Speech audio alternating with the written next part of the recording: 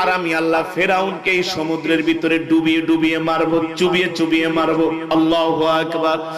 পয়গম্বর মুসা আলাইহিস সালামরা সমুদ্র পার হয়ে গেলেন। ফেরাউন তার সৈন্যদেরকে বলে, আসো তোমরা আমার সাথে, ভয় করো না, দেখো আমার ক্ষমতা কাকে বলে। রাস্তা হয়ে গেছে।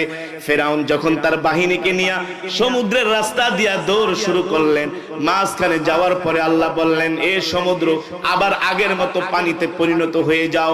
যখন আগের মতো পানিতে পরিণত হয়ে গেল, এবার ফেরাউন ওই পানির মধ্যে ডুবতেছে ডুবতেছে, নাক দিয়া পানি যায়, মুখ দিয়ে পানি যায়। পানি খেতে খেতে ফেরাউন পুটকা মাছের মতো ফুলে গেছে। আল্লাহ ডাক দিয়ে বলে, তোর সময় শেষ। ফেরাউন বলে, আল্লাহ